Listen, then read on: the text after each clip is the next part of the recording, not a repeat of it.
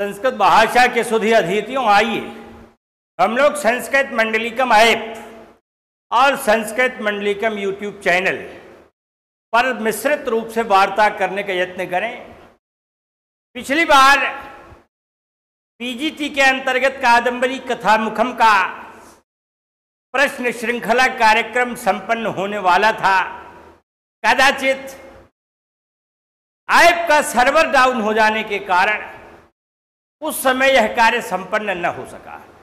आज पुनः रविवार यानी संस्थान की बंदी के दिन भी हम आपके सामने हैं। काफी देर से तमाम प्रतिस्पर्धी यत्नरत हैं कि समय ज्यादा हो रहा है, फिर भी अभी शुरू नहीं हुआ। दरअसल टीजीटी का जो प्रश्न पत्र था शिवराज विजयम का, आज वह काफी लंबा हो गया। बीच में थोड़ा सा व्यवधान आया, प्रश्न श्रृंखला भी ज्यादा थी, इसलिए उसमें 5:15 बज गया। अतः उसके समाप्त होने के बाद मैं आपके सामने उपस्थित हूँ। विषय आज का लिख दिया गया है संस्कृत कादंबरी कथामुखम पीजीटी हेतु उपादेय परीक्षोपयोगी प्रश्न श्रृंखला।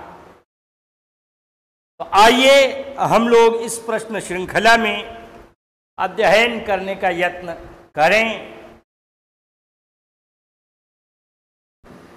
प्रश्न है पहला, अधिकृत्य कृते ग्रंथे सूत्र से कदंबर शब्द में कौन सा प्रत्यय है?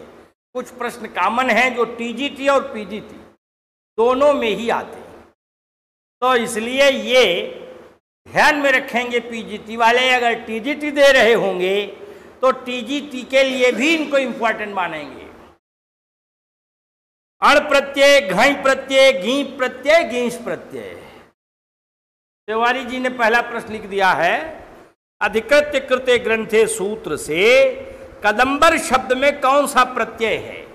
तो कदंबर शब्द से वृद्धि हो जाती है, अण प्रत्यय लगकर कादंबर बन जाता है, और तब अण प्रत्यय लगे होने के कारण टिड्ढाणे द्वैसज दघनई मास्त्र त्यप ठक ठक कई कर्पा से गीप प्रत्यय हो जाता है, तो बन जाता है कादंबर से कादंबरी। और कभी कभी कादंबर शब्द जो कदम्ब से अण लगकर कादंब, रा से क लग करके राधात से क लग के कादंबर, और फिर गौरादिगण में पठित मान करके स्त्रीत्व की विवक्षा का गीस प्रत्यय भी लगा लेते हैं, तब भी बन जाता है कादंबरी। तो ये कादंबरी शब्द में यहां है अण, घई, गीप, गीस, 4 ऑप्शन है।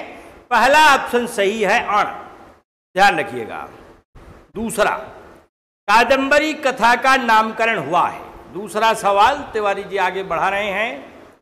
तो दूसरा सवाल है, कादंबरी कथा का नामकरण किसके आधार पर हुआ है? मदिरा माने शराब के आधार पर हुआ है। दूसरा, नायिका के नाम पर हुआ है। तीसरा, कदम्ब वृक्ष के नाम पर हुआ है। चौथा, उक्त सभी के नाम पर हुआ है। भरमाने वाले सवाल हैं ये, तो ये भ्रमित करते हैं, इसीलिए तो पूछे जाते हैं। और ये सभी सवाल, इनमें से आप मानकर चलिए कि 80% सवाल पिछले 20 सालों से विभिन्न परीक्षाओं में आए हुए हैं। तो इसलिए मदिरा के नाम पर, भाई शराब की कोई बात नहीं आई है कि कोई शराब पी रहा है पात्र, कोई शराबी है उसका लंबा दृश्य दिखाया गया है, तो शराब पर तो नाम नहीं रखा जाएगा। इसलिए पहला वाला विकल्प मदिरा वाला तो ठीक नहीं है। तीसरा विकल्प है कदम्ब के पेड़ के नाम पर। कदम्ब पेड़ की कोई चर्चा नहीं है कि बड़ा मत वाला होता है, उसकी छाल से ही केवल शराब बनाई जाती है। आजकल तो लोग महुए वाली ज्यादा पीते हैं, तो इसलिए कि सस्ती भी मिलती है, उसे बना लेते हैं। और दूसरा विकल्प सही है नायिका के नाम पर। हाँ, ये है, काव्यों में कभी नायिका, कभी नायक, कभी नायक नायिका दोनों, कभी केवल नायिका, इस तरह की परिपाटी रही है। कालिदास को आपने देखा है, मालविका अग्निमित्र, मालविका नायिका का नाम पहले रख दिया, अग्निमित्र का बाद में रख दिया। कभी नायक का नाम पहले रख दिया, विक्रमोर्वशीयम, विक्रम का पहले रखा, उर्वशी का बाद में रखा। कभी किसी ने केवल नायिका के नाम पर रखा, रत्नावली, उसी तरह से इन्होंने भी लिख दिया कादंबरी कौन सी बुराई है। तो ये हो गया दूसरा विकल्प सही है नायिका के नाम पर। आगे है तीसरा सवाल। तीसरा सवाल माने महाकवि बाणभट्ट का जन्म वर्तमान के किस प्रांत में हुआ था? उत्तर प्रदेश, उत्तराखंड, बिहार, झारखंड। तो आजकल झारखंड भी आ गया। तो यहाँ उत्तर प्रदेश में तो थे नहीं, उत्तराखंड में थे नहीं। आप लोगों ने अभी ताजा देखा है, तो ताजा देखा है और ताजे के आधार पर आपने कहा था कि सोन नदी का तट पटना से 32 किलोमीटर दूर प्रीतिकूट नगर और वह पड़ता है बिहार में।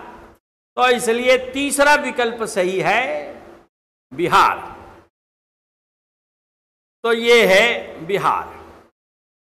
चौथा सवाल है कादंबरी किस विधा की रचना है? कथा है, आख्यायिका है, नाटिका है, उक्त सभी है। आप जानते हैं काव्य से कथितम द्विधा, गद्य से कथितम द्विधा, कथेत्याख्यायिकेति च।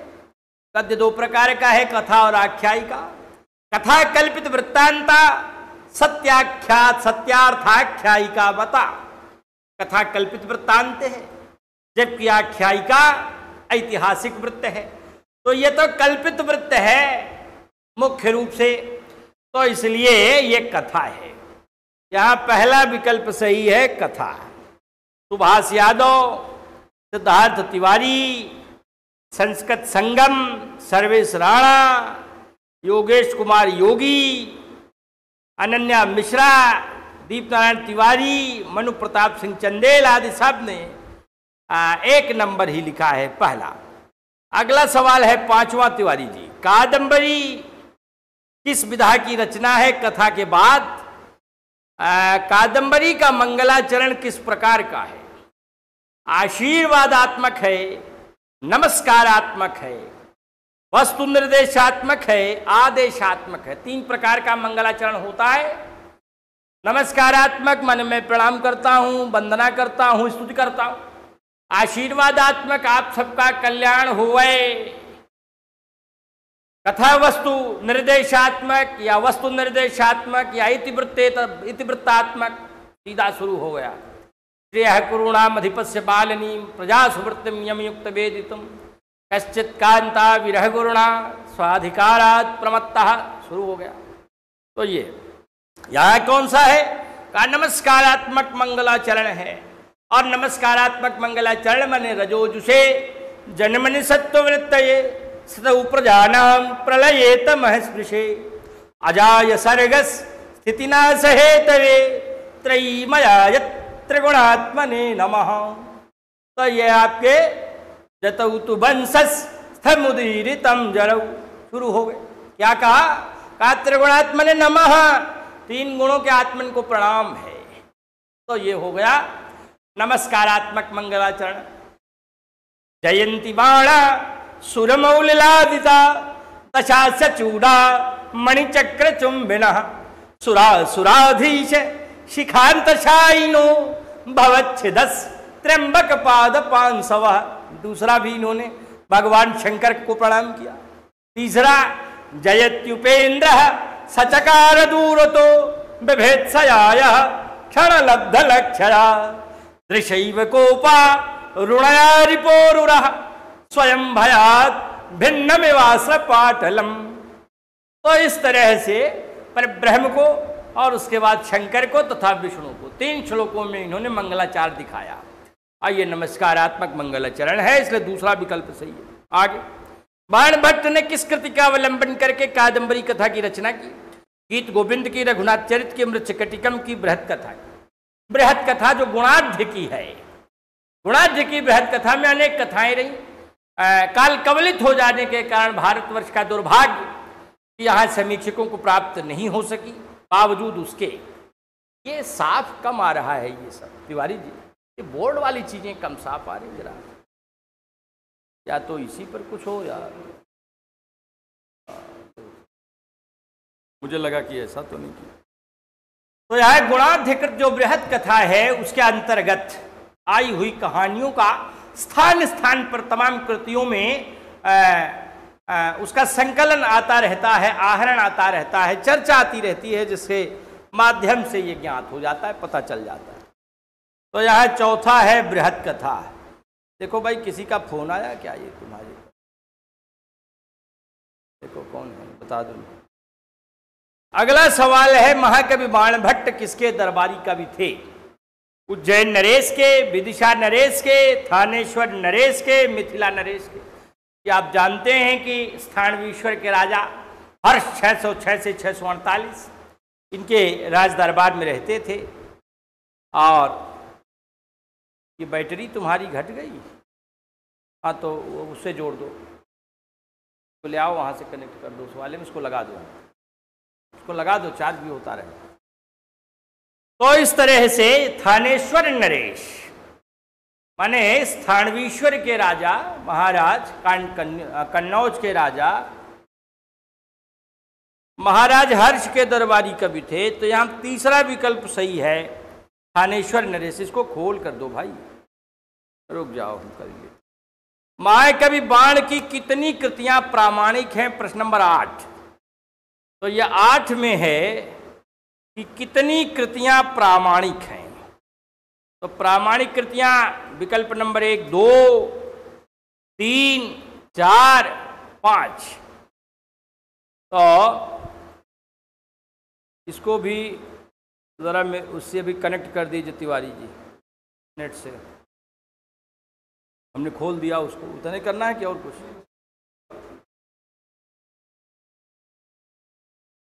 तो 2, 3, 4, 5 ये विकल्प हैं। अब कुछ लोग कहते हैं कि गुरुजी 5, लेकिन इसीलिए कहा प्रामाणिक कितनी है? प्रामाणिक 2 ही है, हर्षचरित और कादम्बरी। बाकी पार्वती परिणय, मुकुट ताडितक, चंडी शतक, ये सभी किंवदंतियों के घेरे में है। तो इसलिए 2 ही रचनाएं इनकी प्रामाणिक और इनकी शैली के अनुरूप ठहरती हैं। तो इसलिए पहला विकल्प सही 2। अगला है 9वां सवाल। कादंबरी कथामुख प्रकरण में बाण का कौन सा वंश विलुप्त है? तो कौन सा वंश विलुप्त हुआ है? अर्थपति का, पाशुपत का, चित्रभानु का और वत्स का।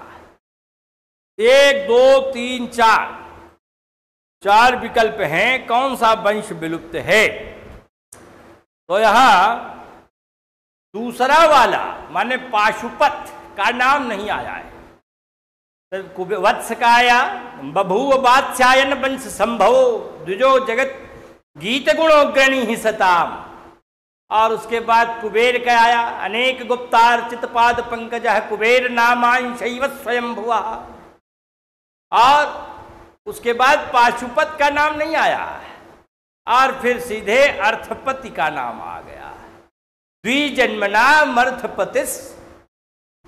तो अर्थपति का आ गया, और अर्थपति के बाद चित्रभानु का नाम आ गया, चित्रभानु के बाद बाण का नाम आ गया। तो इसलिए पाशुपत वाला वंश खानदान विलुप्त है। ध्यान रखिएगा, यहाँ जो जिक्र कथामुख में है वहाँ पाशुपत का वंश नहीं है। आगे, बाणी बाणो बभूव है, यह उक्ति किसकी है? जयदेव की, आचार्य गोवर्धन की, चंद्र कवि की? इनमें से किसी की भी नहीं। तो जयदेव की, आचार्य गोवर्धन की।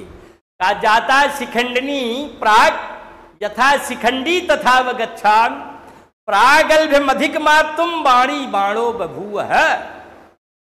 बाणी माने सरस्वती बाण के रूप में अवतरित हो गई। किसने कहा? कि आचार्य गोवर्धन ने कहा। अगर आचार्य कभी पहले कभी बाद में जोड़ देते हैं तो बन गए गोवर्धनाचार्य। दूसरा विकल्प सही है। आगे, जयदेव ने बाणभट्ट के विषय में क्या कहा? जयदेव ने क्या कहा? हर्षो हर्षो हृदय वसति ही पंचबाणस्तु बाण केशाम नैषा कथय कविता कामिनी कौतुकाय। कहा पंचबाणस्तु बाण, माने बाण तो पंचबाण हैं। कहा? कविता कामिनी, कविता रूपी रमणी के हृदय वसति ही, हृदय में निवास करने वाले पंचबाण कामदेव हैं। माने पंचबाण यस्य सह पंचबाण, 5 बाण हैं जिसके वह पंचबाण। अरविंद मशोकम च चूतन च नव मल्लिका नीलोत्पलं च पंचैते पंचबाणस्य सायका। माने 5 फूलों के बाण हैं जिसके, वह है पंचबाण, और उन्हें कहते हैं कामदेव। तो ये जयदेव महाभाग ने कहा। आगे इन्होंने और भी है, बाणस्तु पंचानन, ये चंद्रदेव ने कहा था। श्लेषे केचन शब्द गुंफ विषये केचिद् रसे चापरे लंकारे कथित सदर्थ विषये चान्ये कथा वर्णने। आह सर्वत्र गभीर धीर कविता विंध्याटवी चातुरी संचारी कवि कुंभ कुंभ विदुरो बाणस्तु पंचानन। तो ये बाणस्तु पंचानन कहा चंद्रदेव ने, जरा शांतर है। तो जयदेव ने कहा कि पंचबाणस्तु बाण, दूसरा विकल्प सही है। और जबकि पहला वाला जो बाणस्तु पंचानन है ये चंद्रदेव का कथन है। बाणी बाणो बभूव है, ये गोवर्धन का कथन है।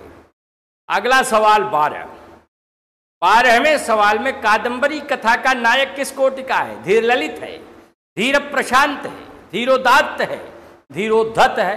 ये सब छंटनी तो आप लोग कर ही लेते। सत्योति गंभीर क्षमावान विकथन शिरो निगूढ़ा अहंकारो धीरोदात्तो दृढ़व्रत। अत्यधिक सत्वशाली, शक्तिशाली, अति गंभीर, क्षमावान, सहिष्णु, अविकथन, अनात्म श्लाघी, अपने मुंह अपनी प्रशंसा न करने वाला। महासत्योति गंभीर क्षमावान विकथन स्थिर रहने वाला, दृढ़ रहने वाला, निगूढ़ा अहंकार, स्वाभिमानी, अहंकार अंदर छिपा हो, स्थिरो निगूढ़ा अहंकारो, जिसके स्थिरो निगूढ़ा अहंकारी, धीरोदात्ता दृढ़व्रत, ऐसा व्यक्ति धीरोदात्त कहा जाता है। तो यहाँ चंद्रापीठ में तो यही है कादंबरी कथा का नायक। खैर नायक कभी कभी समानांतर 2 भी माने जाते हैं, चंद्रापीठ भी और पुंडरीक भी। लेकिन यहाँ जो प्रथम नायक का संदर्भ है वह समर्पित किया जाता है चंद्रापीठ को ही। तो चंद्रापीठ धीरोदात्त नायक है, पुंडरीक धीर ललित नायक है। निश्चिंत धीर ललितो करा सकता सुखी मृदु, जरा से भी टिक नहीं पाया। और स्त्रियों का जो हृदय है ज्यादा सुकोमल होता है, परंतु पुंडरीक का और भी ज्यादा सुकोमल निकला और काम भाव की वेदना न सह पाया, प्राणांत हो गया। तो इस तरह से तीसरा विकल्प सही है, धीरोदात्त। 13वां सवाल, विवाह के पश्चात कादंबरी किस कोटि की नायिका है? विवाह के पश्चात कादंबरी किस कोटि की नायिका है? 4 विकल्प हैं। परकीया मुग्धा है, कि स्वकीया मध्या है, कि प्रगल्भा है, कि इनमें से कोई नहीं। तो यह स्वकीया मध्या है, दूसरा विकल्प सही है। तो ये स्वकीया मध्या नायिका है। स्वीया स्वान्या साधारण स्त्रीति तत्रधा नायिका पुनः। नायिका 3 प्रकार की, स्वकीया, अन्या और साधारण स्त्री। अन्या माने परकीया। तो जो परकीया है वह 2 प्रकार की, कन्या माने अपने पिता के घर रहती है, वहीं से प्रेम संचालन होने लगता है, तो परकीया है। अब परकीया चूंकि 2 प्रकार की है, इसलिए वह एक तो ऊढ़ा कही जाती है, एक तो कन्या है और दूसरी ऊढ़ा है। ऊढ़ा माने विवाहिता भी हो गई, तो भी विवाहिता को बड़े दर्जे के काव्यों में नायिका नहीं बनाते। तो इसलिए नान्यो ढांगिरस है क्वचित, माने अंगिरस में कभी ऊढ़ा नायिका को, विवाहिता को नायिका नहीं बनाते, तो अंगिरस की नायिका नहीं बनती। ये असाधारण स्त्री तो वेश्याएं आदि जो हैं उनको माना जाता है। तो इसलिए यह स्वकीया मध्या, दूसरा विकल्प सही है। और जब विवाह नहीं हुआ तो पिता के घर रह रही थी, तो ऐसी स्थिति में प्रेम की पूर्वावस्था जब चर्चा में आया, महाश्वेता ने बताया चंद्रापीठ से, तो उस दौरान थोड़े से काल तक के लिए उसे परकीया भी मान सकते हैं। तो ये परकीया के रूप में भी चित्रित कभी कभी की जाती है। तो उसका कारण यही है। आगे है बाणभट्ट की वाणी को रस भागवती। रस भागवती माने रस और भाव से भरी हुई, जगन मनोहरती। सारे संसार का हरण कर लेती है।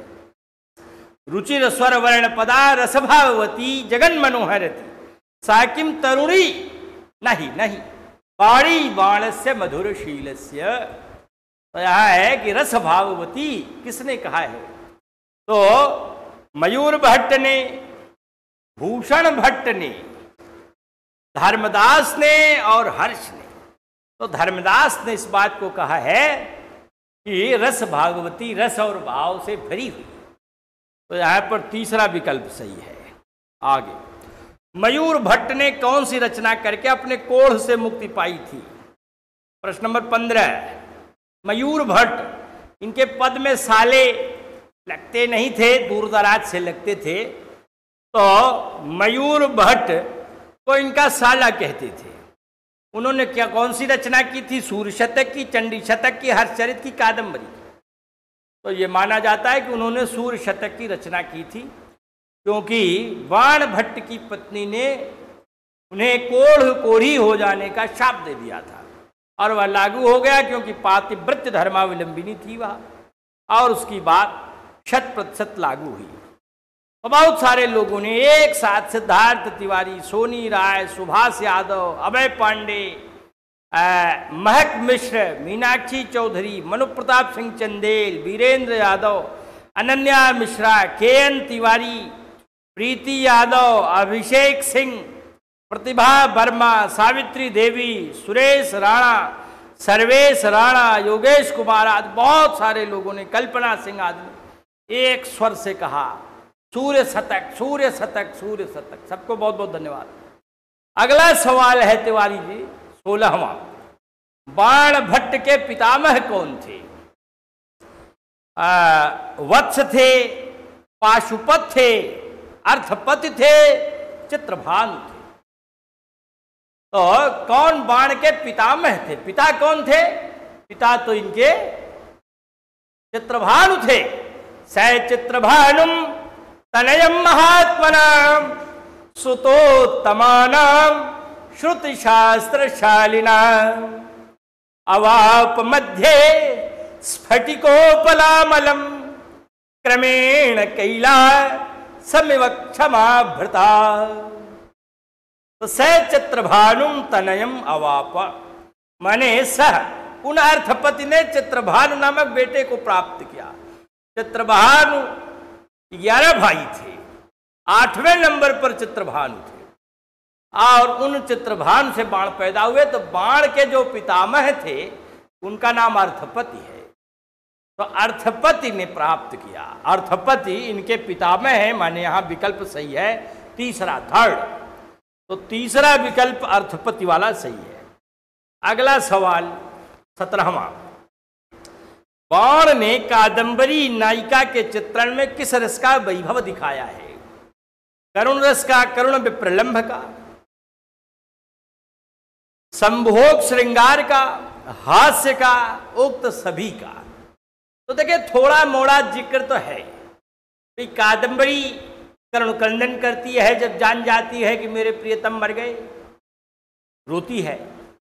उसके पहले जब महाश्वेता के साथ मेल मिलाप होता है तो रात में चांदनी निकली रहती है, उस समय हास परिहास की भी चर्चा है, तो हास्य रस भी आया है। लेकिन सबसे ज्यादा संभोग श्रृंगार की चर्चा है। तो इसलिए संभोग श्रृंगार यहां जो दूसरा वाला विकल्प है ये विशेष रूप से चित्रित किया गया है। इसलिए बाण ने कादंबरी नायिका के चित्रण में संभोग श्रृंगार रस का वैभव दिखाया है, इसलिए श्रृंगार रसमयी रचना भी यह प्रतीत होती है। और इसी प्रकार 18वां सवाल है, महाकवि बाण की भार्या थी। महाकवि बाण की भार्या कौन थी? तमाम लोग कुंजीकार परेशान हैं कि उसमें डाल दें, लेकिन मिल नहीं रहा है। बहुत सारे विद्यार्थी भी परेशान, मैंने सवाल बना दिया उसको। महाकवि बाण की भार्या थी राजदेवी, जतुकर्णी, तन्वंगी, विशालाक्षी। तो यह तीसरा सवाल सही है, तीसरा विकल्प सही है इसका, तन्वंगी। तन्वंगी ही थी जिसके लिए गत प्राया रात्रि कृषतनु शशीशीर्यतैव प्रदीपोयम निद्रा वशमुपगतो घूर्णतैव प्रणामांतो मानस तेजसी न तथापि क्रुधमोहो कुच प्रत्यासत्या हृदयमपि ते चंडी कठिनम। तो एक लाइन चौथी लिख दिया, कुच प्रत्यासत्या हृदयमपि ते चंडी कठिनम। बवाल मोल ले लिया मयूर भट्ट ने। कोढ़ी हो गए, कुष्ठ रोग हो गया, बाद में उन्होंने सूर्य शतक की रचना करके उसे किसी प्रकार से दूर किया। तो तीसरा विकल्प सही 18वें का। तिवारी जी आगे बढ़े 19वें में, बाणकृत हर्षचरित कितने उच्छ्वासों में बंटा है? 5 हैं, 6 हैं, 7 हैं, 8 हैं। कितने हैं? अनिल कह रहे हैं कि 8 हैं। नलचंपू में 7 हैं और हर्षचरित में 8 हैं। ध्यान रखिएगा। तो ये 7-8 का फासला, एक का ही अंतर करके है, इसलिए कभी कभी भ्रमित हो जाते हैं। 8 है। अगला सवाल 20वां। चंद्रापीठ के घोड़े का क्या नाम था? इंद्रायुध था, कपिंजल था, श्वेत केतु था। तो आप जानते हैं कि इंद्रायुध था। पारसी देश के राजा के द्वारा उपहार में दिया गया था तारापीठ को। अब जब चंद्रापीठ 14 विद्याओं में निपुण हो गया तो उसको लाने के लिए उन्होंने यह घोड़ा भेजा। तो घोड़ा भेज दिया और जैसे ही चंद्रापीठ की निगाह घोड़े पर पड़ी तो देखते ही वह जान गया कि यह कोई सामान्य घोड़ा नहीं है। कैसे जाना? क्योंकि विद्या कुंजी पर आधारित नहीं थी केवल, उसने गंभीर अध्ययन किया था, इसलिए उसकी जो आभास शक्ति है वह बड़ी तेज थी। पुराण न्याय मीमांसा धर्म शास्त्रांग मिश्रता वेदाह स्थानानि विद्यानाम धर्मस्य च चतुर्दश। 14 विद्याओं में निष्णात था। देखा, कहा रवन योसि सोसी नमोस्तुते। हे घोड़े, तुम चाहे जो कोई भी हो, तुम्हें प्रणाम है। तो घोड़े को प्रणाम किया राजा के बेटे ने। तो ऐसी स्थिति में उसमें सन्निहित रहने वाली जो शक्ति थी उसको चंद्रापीठ ने पहचान लिया। उसी का नाम है क्या? इंद्रायुध। दूसरा विकल्प सही है। 21वां सवाल। कादंबरी के मंगलाचरण के प्रथम श्लोक में किसकी वंदना की गई है? अभी ताजी बात आई। 3 श्लोकों में मंगलाचरण है, इसलिए पहला ही कभी कभी स्थापित कर दिया जाता है जहां जहां पर मांगलिक बातें हो। खैर, आगे भी इनकार नहीं किया जा सकता, क्योंकि उन्होंने नमामि भरभोस चरणाम्बुजद्वयम शेखरिर मौखरिभिः कृतार्चनम समस्त सा मंत किरीट वेदिका पिटंक पीठोल लुठितारुणांगुली। तरह से उन्होंने अपने भर्व या भर्ष, जो उनके गुरुदेव रहे बाण भट्ट के, उनकी वंदना की है। तो इसलिए वह भी उसी के अंतर्गत आएगा। गुरु गोविंदो खड़े काके लागो पाए, बलिहारी गुरु आपने गोविंद दियो बताए। भगवान से भी ज्यादा बड़ा है, तो इसलिए उन्होंने उनकी भी वंदना की है। कादंबरी के मंगलाचरण के प्रथम श्लोक में किसकी वंदना है? ब्रह्मा की, ब्रह्म की, विष्णु की, शिव की। तिवारी जी ने 4 ऑप्शन दे दिया, हमारे में कट गया था, इसलिए मैं इंतजार भी कर रहा था कि आवे। तो ब्रह्मा है नहीं, क्योंकि रजोजुषे जन्म निसत्व वृत्तये स्थितौ प्रजानां प्रलये तमः स्पृशे अजाय सर्ग स्थितिनाश हेतवे त्रयीमयाय त्रिगुणात्मने नमः। त्रिगुणात्मने नमः, आत्मन को प्रणाम है। ये जो आत्मा है वो ब्रह्म है। ब्रह्मा तो एक व्यक्ति को चित्रित किया गया है, भाई बूढ़ा महर्षि है ब्रह्मा, जो सृष्टा है सारे संसार का। लेकिन ब्रह्म तो सब में परिव्याप्त है, 14 संसारों में रहने वाले हर एक प्राणी में व्याप्त है। तो ऐसी स्थिति में यहाँ ब्रह्म की वंदना है, और दूसरा वाला ऑप्शन सही है, विकल्प सही है।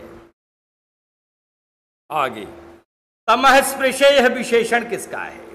तो तमः स्पृशे प्रलय, तमः स्पृशे, प्रलय काल में तमोगुण से युक्त।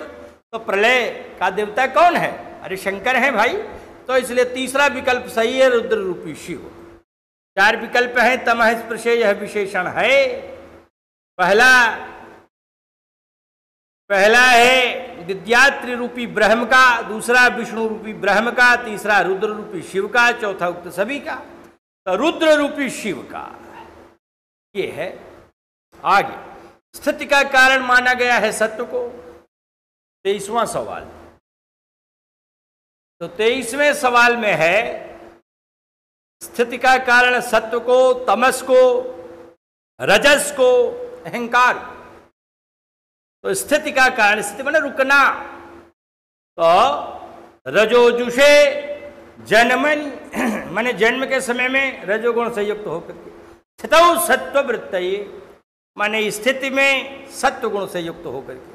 तो पहला विकल्प सही है, सत्व गुण, सत्व को प्रथम विकल्प सही है।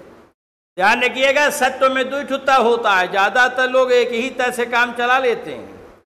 तो यहाँ सत्व धन त्व तद्धित का प्रत्यय है, ये भी पूछा जा सकता है। सत्व, तत्व, महत्व सब में दो दो, पाश्चात्य सब में दो दो तय, लेकिन कहीं कहीं नहीं होता है, जैसे कृतित्व, तो यहाँ द्वित्वता न लगा दीजिएगा। और ये धीरे धीरे अभ्यास करेंगे तो इसके माध्यम से बढ़ता है, आता है, शब्दों पर ध्यान देने से क्या कौन सा प्रत्यय लगा हुआ है उस आधार पर। आगे है बाणासुर पद में कौन सा समास है। जयंती बाणा सुरमौलिलालिता दशाश्च चूड़ामणि चक्र चुंबिना सुराधि शशिकांत शाइनो भवच्छेदस त्र्यंबक पाद पांसव, त्र्यंबक पाद पांसव जयंती।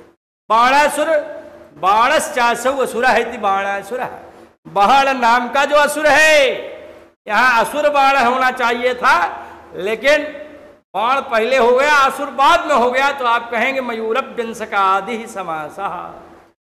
तो इसीलिए जब मयूरभ्यंसकादि नहीं दिया तो इसका मतलब कर्मधारयः समासः विशेषणम विशेषेण बहुलम। तो सूत्र तो वही है मयूरभ्यंसकादि में भी, बस परिवर्तन भर हुआ है। व्यंसक मयूर है न कह करके मयूरभ्यंसक है का हमने चालाक मोर। तो ये हो गया कर्मधारय समास। तीसरा विकल्प यहाँ सही है, कर्मधारय समास। आगे भवच्छिदः पद में प्रकृति प्रत्यय है। भवच्छिदस्त्र्यंबक पाद पांसवः। भवच्छिदः, भवधन छिदिर विदारणे धातु है, भव उपपद है और छिदिर विदारणे धातु और किप प्रत्यय से योगे करते छिद इति शब्दः तर्हि प्रथमा विभक्त बहुवचने छिदः इति शब्दः संभविष्यति। तो छिद छिदौ छिदः रूपम प्रचलति। क्या है भवच्छिदः माने जो भगवान शंकर हैं, माने संसार को काट देने वाले उन भगवान शंकर के भवच्छिदस् त्र्यंबक पाद पांसवः जयंती। तो यहाँ भवच्छिद में भवधन छिद धन के दूसरा विकल्प सही है। दूसरा विकल्प भाई परफेक्ट है। आगे पिपिंची बीच बीच स्वी 6 प्रत्यय ऐसे हैं जिनका सर्वापहारी लोप होता है, कुछ नहीं बचता, शून्य बचता है। आगे क्षण लब्ध लक्ष्या जयत्युपेन्द्र सचकार दूरतो बिभेत्सया यह क्षण लब्ध लक्ष्या दृशैव कोपारुणया रिपोरुरः स्वयं भयाद भिन्नमिवास्त्र पाटलम। कुछ लोग कहते मिवास्त्र पाटलम, तैव गायका है पिसंती। तो भवच्छिदस् जहां भी अस्त्र पाटलम को अस्त्र पाटलम है तो न तो आप कहिएगा न लिखिएगा। तो यहाँ स है सरवता वाला, नीचे लग गया र तो स्र हो गया, और न कि त्र में त्र है और उसके पहले सरवता का स है, ध्यान रखिएगा। तो ये हो गया क्षण लब्ध लक्ष्या। ये किसका विशेषण है? दृष्टि का विशेषण है। जयत्युपेन्द्र सचकार दूरतो बिभेत्सया यह क्षण लब्ध लक्ष्या दृशैव कोपा। तो ये जो दृशैव, दृशा एक, दृशा तृतीया एक वचन, दृक् दृशौ दृशा रूप चलता है, निगाह, और उसी का विशेषण है क्षण लब्ध लक्ष्या तृतीया का एक वचन। विशेषण विशेष हमेशा एक विभक्ति एक वचन में होते हैं। अब विभित्सा का भी रूप चला, भेत्तुम इच्छा विभित्सा, भीतर विदारणे धातु से सन प्रत्यय लगा, जहां सन लगता है शब्द धातु को दुत्व हो जाता है, तो इसलिए विभित्सा बना, वहां भी तृतीया एक वचन में रूप चला, रमा की तरह रमया विभित्सया।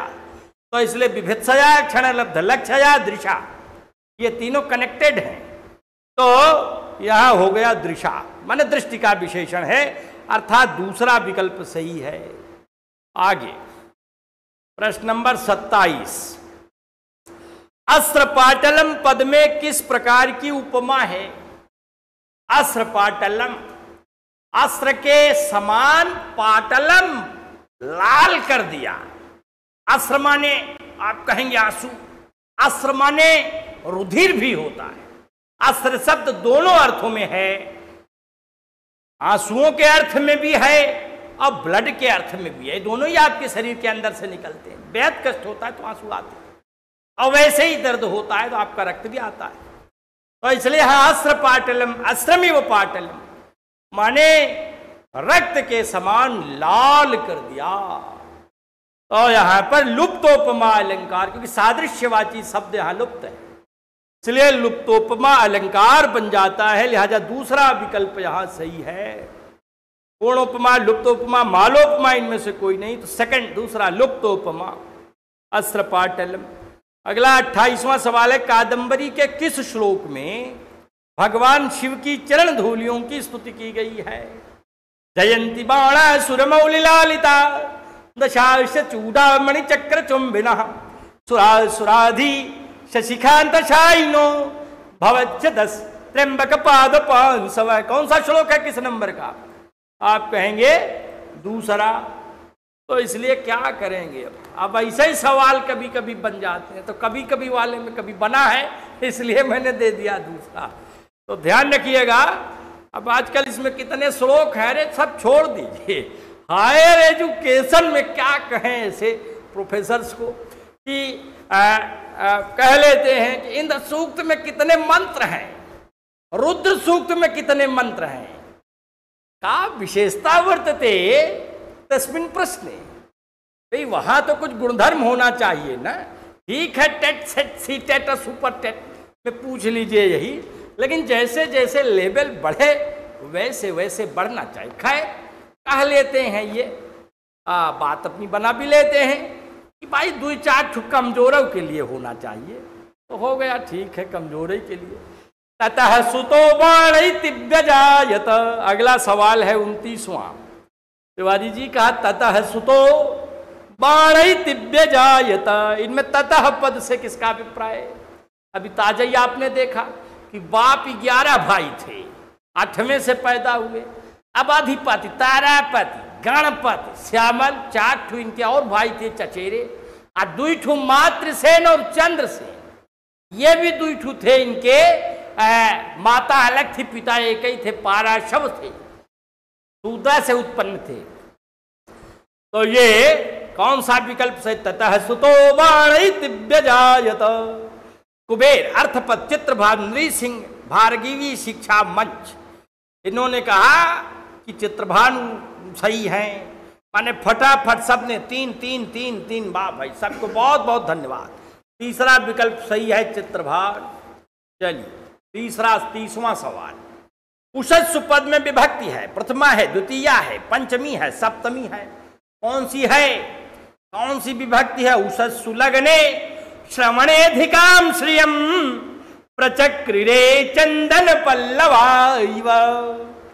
तो यह उषस्सु या उषस्सु सप्तमी विभक्ति का बहुवचन है, तो चौथा विकल्प सही है। दुर्बला नाम करते, सुकुमारा नाम करते, चौथा सप्तमी। आगे 31वां सवाल। बैटरी बदलना है।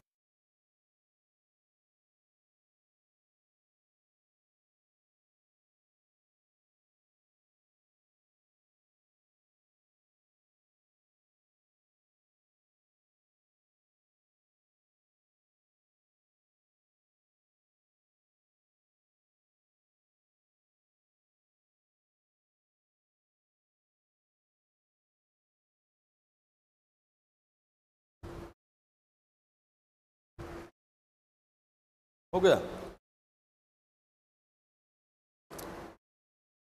चलिए, चित्र नहीं दिख रहा क्या? अभी काले दिख रहा है। अच्छा, लिख दिया के.एन. तिवारी ने की बैटरी चेंज। अच्छा,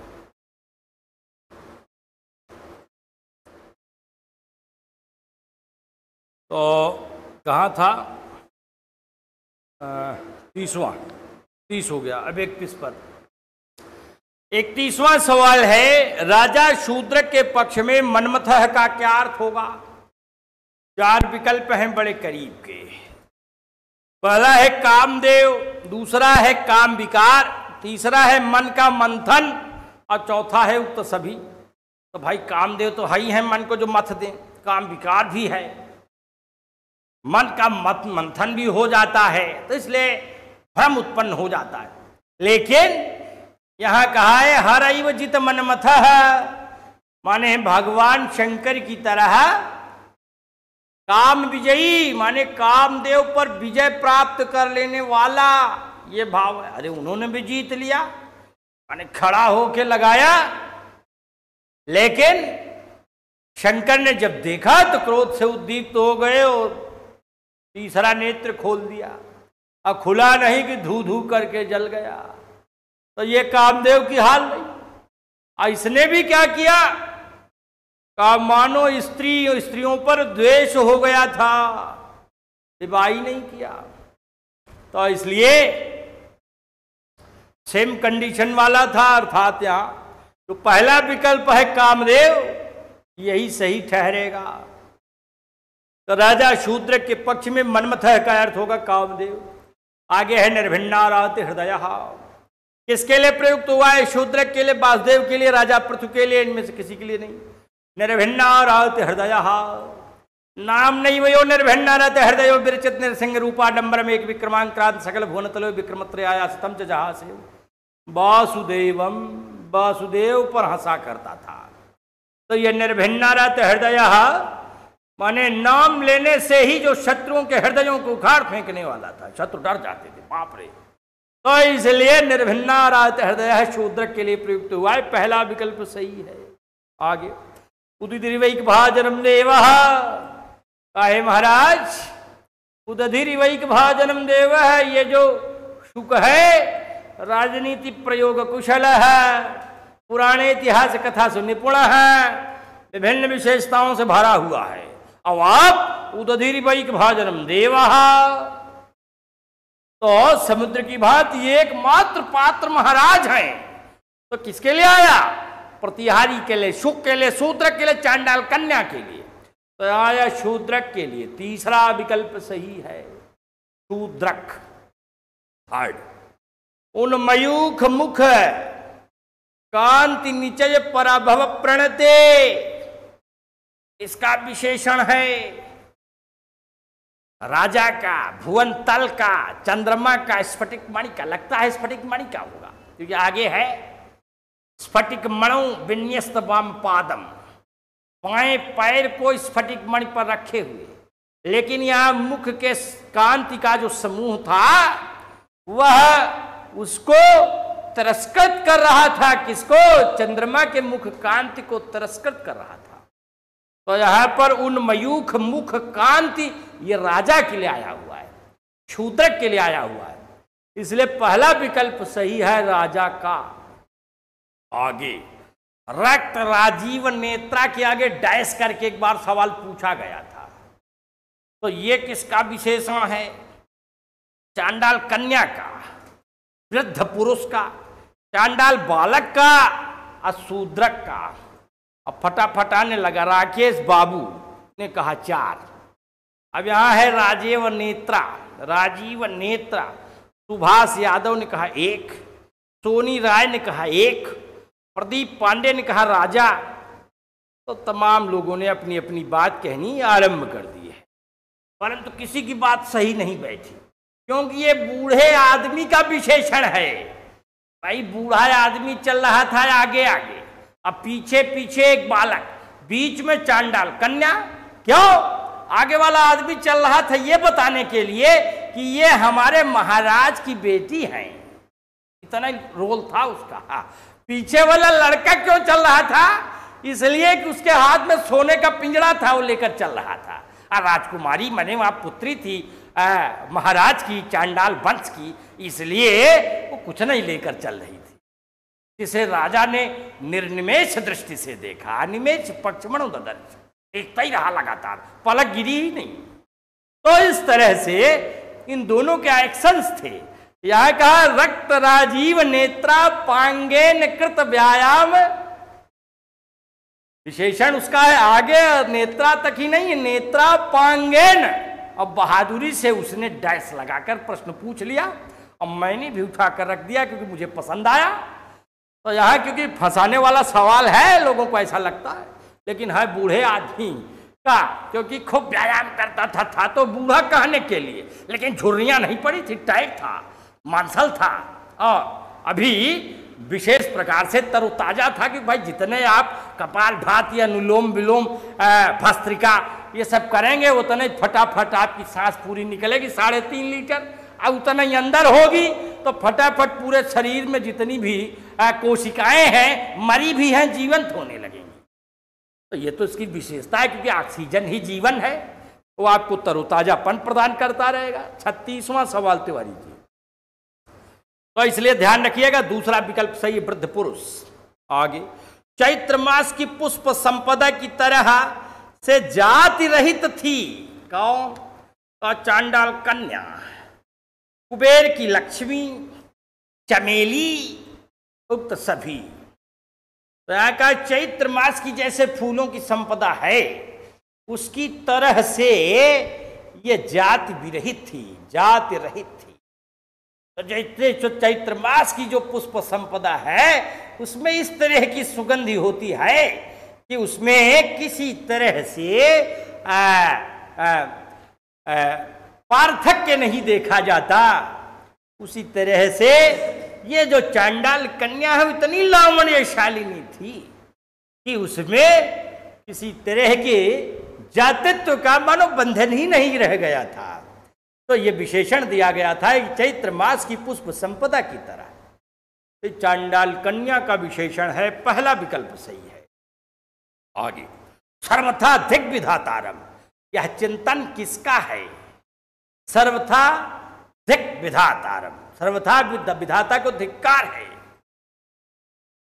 चांडाल में इस तरह के रूप सौंदर्य को रख दिया, उसको तो पसंद आई, लगातार देखता रहा, इतना लावण्य दिखाई पड़ रहा है। तो कहा शूद्रक का, चांडाल कन्या का, प्रतिहारी का, चांडाल बालक का। पहला विकल्प सही है शूद्रक का। तो शूद्रक का यह चिंतन है सर्वथा दिग्विधातारम, असंयोग कारण। आगे है 38वां सवाल। तो पहला विकल्प यहां शूद्रक सही। अगला है वेदिता गीत श्रुति नाम, गीतों श्रुतियों आदि को वेदिता माने जानने वाला। शूद्रक है कि वृद्ध पुरुष है कि शुक है कि चांडाल कन्या है?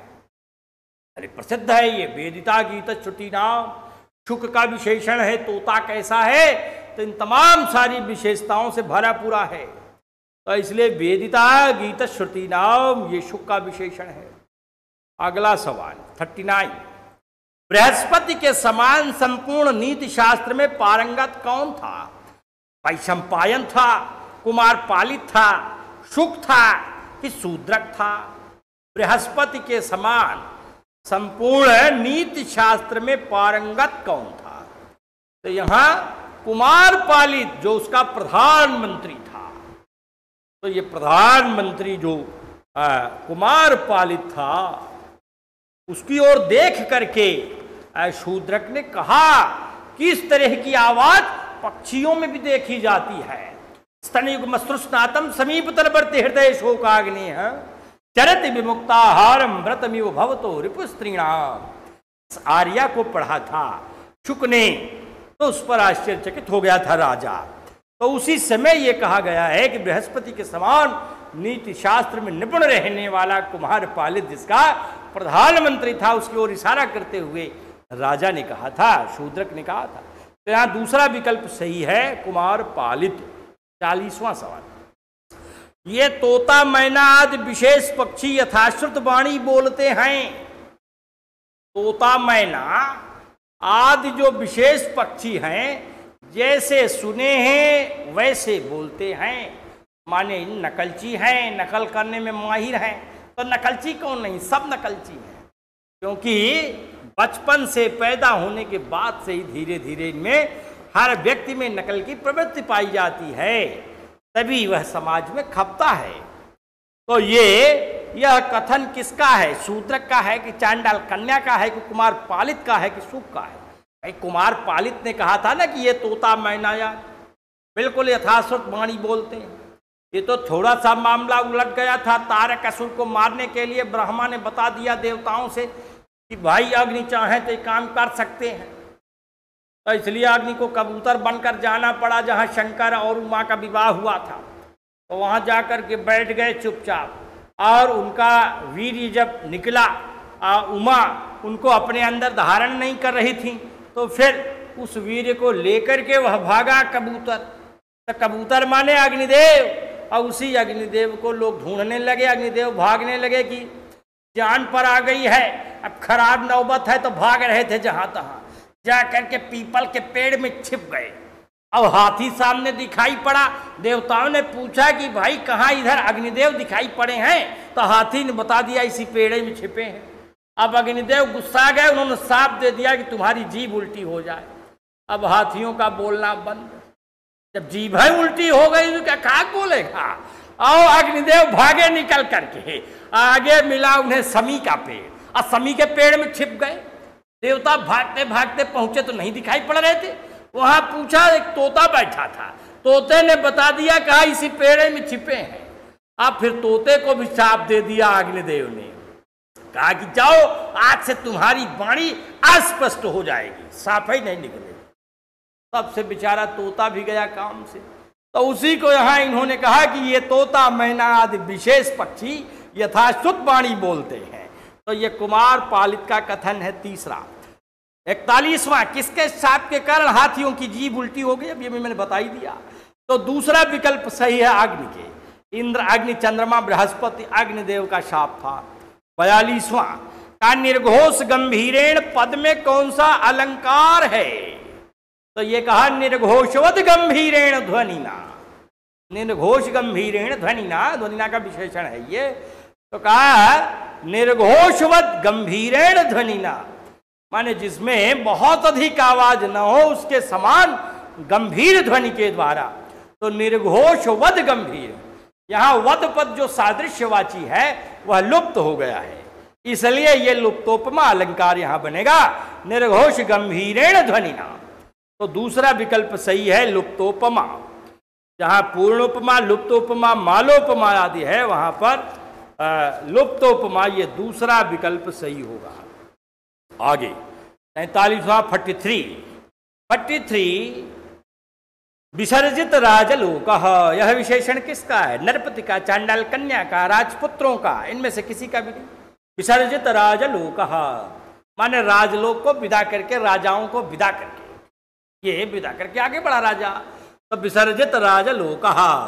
अथ चलति महीपता वन्या निमतिरभ संचलन चाटांगत पत्र भंग मकर कोटि पाटितांग सुपटानाम आक्षेप दोलायमानं धामनामं स्थलोलसित कुंकुम पटवास धूल पिंजरी दिशा आलोल बाल्टी कुसुम शेखरोत्पदल कदम्ब का नाम अहमामिकया, सब गिरते जा रहे थे। जैसे ये चला उठ करके राजभवन से, जितने तमाम छोटे मोटे राजागण थे सब पहले मैं अहमामिकया चौक्षय स्थल प्रेम कोलिता लता नाम उत्तिष्ठता मासीदति महान ससंभ्रमो महीपति नाम। बड़ा वर्णन किया गया है का बाण भट्ट ने कादम्बरी में, और आमुख भी इतना सामान्य कहा। तो नरपति का पहला विकल्प सही, विसर्जित राजलोक।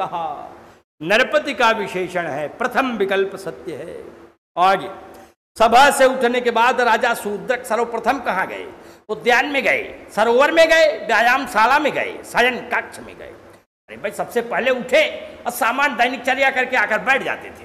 बैठने के बाद तमाम लोगों की बातें सुनी, थोड़ा सा टाइम बढ़ा। देखिए ये राजा का कर्तव्य था, ब्राह्म मुहूर्त में ही बैठ गया। आइए भाई जितनी शिकायतें हैं पहले आइए इकट्ठा करो। और यहाँ 8:30 बजे, 8:30 बजे, अरे भाई अभी फोन ना करिए, 9:30 के बाद ही करिएगा। ये है, और ये राजा था कि उठा और सामान्य दैनिकचर्या करके जल्दी से सभा भवन में पहुंच गया, लोगों की समस्याओं को सुना। घंटे 2 घंटे के बाद फिर आगे गया, कहा आप व्यायाम कर लें। तो व्यायामशाला में गया और जल्दी से व्यायाम करने के बाद स्नान करने के लिए चला गया। तो ये इसका सीरियल था। तो ये तीसरा विकल्प है, व्यायामशाला में गया। सभा से उठने के बाद वह व्यायामशाला में गया, तीसरा विकल्प सही है, थर्ड। आगे, भोजन के पश्चात राजा शूद्रक ने क्या पिया? सोमरस पिया। भोजन के बाद दे दिया, लो सोमरस पी लो। और मदजल दे दिया, हाथी से निकला हुआ था उसके गंडस्थल से एक गिलास दे दिया, लो पी लो।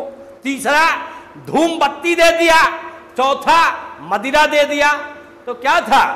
धूम बत्ती का पान किया। तो धूम बत्ती का सामान्य रूप से पान किया जाता था, विशेष रूप से भोजन पाचन आदि में ये सहायता करता था।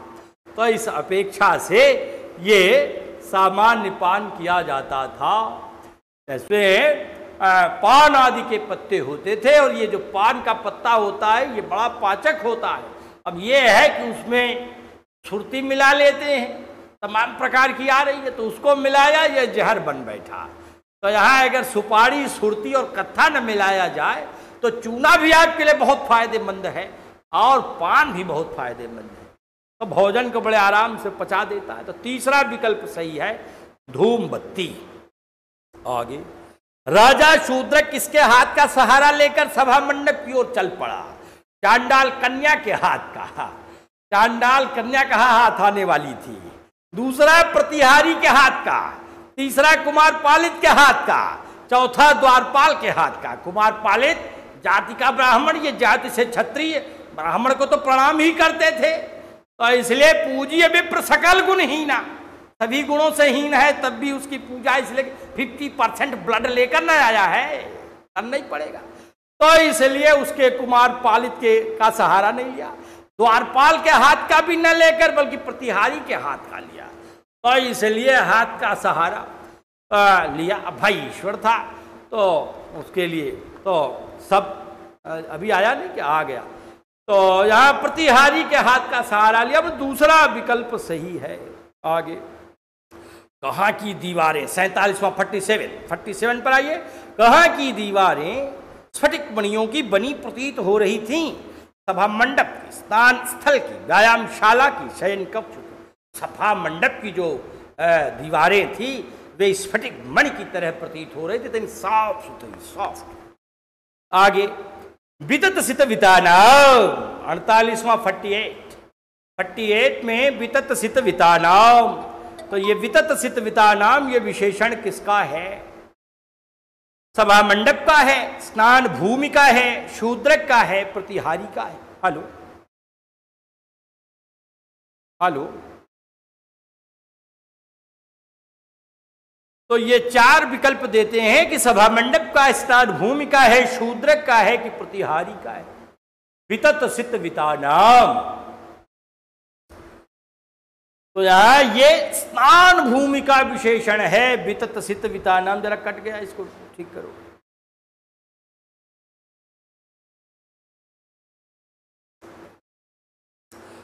आगे है 49। अब ये जो किसके विशेषण हैं, कहीं विशेष्य हैं, इस तरह के सवाल जब आप हिंदी 3 बार 4 बार 5 बार पढ़ेंगे, इसीलिए मैंने कहा 5 ही किताब पीजीटी में है, तो किताबों में जो हिंदी लिखी है उसको कई बार आप ध्यान में बना लीजिए। तो इसलिए इस तरह के जो सवाल हैं वे आराम से ज्ञात हो जाएंगे, ध्यान में भी बने रहेंगे। तदयम आत्मीय क्रियताम, तत्मने तो अयम, इसको आत्मीय क्रियताम, अपना बनाया जावे। ये कहा अपना बनाया जावे, किसका विशेषण है? शूद्रक का, वृद्ध पुरुष का। माने यह किसका विशेषण है? चांडाल कन्या का, प्रतिहारी का। यह किसका विशेषण के बजाय यह किसका कथन है, ये कह लिया जाए, क्योंकि ये विशेषण शब्द कथन के साथ छप गया। ऊपर वाले में विशेषण था इसलिए चूक बस छप गया है। तो यहाँ यह किसका कथन है? कथन किसका है? वृद्ध पुरुष का। तो इसलिए हे राजन, तत्माने तो अयम, यह जो शुक है इसको आत्मीय कृताम, अपना बनाया जावे। तो यह सुख अपना किया जाए, अपना बनाया जाए। तो वृद्ध पुरुष ने इस बात को कहा था, इसलिए दूसरा विकल्प सही है 49 में, वृद्ध पुरुष। और फिर चांडाल कन्या किस देश से आई थी? तो चांडाल कन्या उत्तर से आई थी। अगला 50 अंतिम सवाल है कि चांडाल कन्या किस देश से आई थी? उत्तर प्रदेश से आई थी। हाँ, उत्तर देश से आई थी, दक्षिण देश से आई थी, पूर्व देश से आई थी, पश्चिम देश से आई थी। चारों दिशाओं का नाम ले लिया, कहाँ से आई थी। और ये आपके नलचंपूकार ने कहा ही है कि दक्षिण सुंदर रत्नों की खान है, वहाँ लावण्य शालिनी मजबूत मानसल रमणियाँ रहा करती हैं। तो ये भी सबसे सुंदर कहा, अगर हाथ से बनाया होता तो कहीं से खरोंच आ जाता, ब्राह्मण के हाथ भी कप जाता हो, भी बूढ़ा वृद्धा आदमी। तो ऐसी स्थिति में कपना स्वाभाविक, लेकिन चांडाल कन्या में कोई खरोंच नहीं है। अब जब खरोंच नहीं है तो इसका मतलब है कि ढांचे में मसाला बंद किया और बंद करके खोल दिया। तो इस तरह से उसमें रमणीयता दिखाई पड़ रही है। तो दक्षिण पथादागता, दक्षिण मार्ग से आई हुई, तो इसलिए दक्षिण देश से आई हुई वह लावण्य शालिनी कन्या चांडाल कन्या है। तो इस तरह आज हम लोगों ने संस्कृत मंडलिकम ऐप और यूट्यूब चैनल, तमाम लोग खैर 8 दिन तो हो ही गया, लेकिन ये है कि अब भी बराबर लोग आते जा रहे हैं।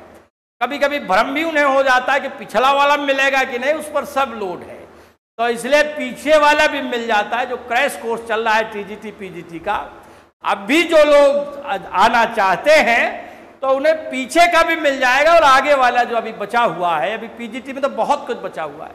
तो ऐसी स्थिति में 40 दिन का है, तो पूरा उन्हें लाभ हो सकता है। तो अगर जरूरत हो और परेशान हो तो ऐसी स्थिति में इस नंबर पर कॉल भी कर सकते हैं, जानकारी ले सकते हैं। तो ये संस्कृत मंडलिकम ऐप और यूट्यूब चैनल पर आज सम्मिलित रूप से हम लोग मिले, और कादंबरी कथा मुखम पर पीजीटी परीक्षा जो आगामी है, थोड़ा ही समय शेष है, उसके लिए हम लोगों ने 50 प्रश्नों की श्रृंखला में चर्चा की। अब आगे इसी तरह से अन्य पुस्तकों पर भी चर्चा करेंगे। आगे भी प्रश्न श्रृंखला हम लोग करेंगे, जिसकी सूचना आगामी भविष्य में दी जाएगी।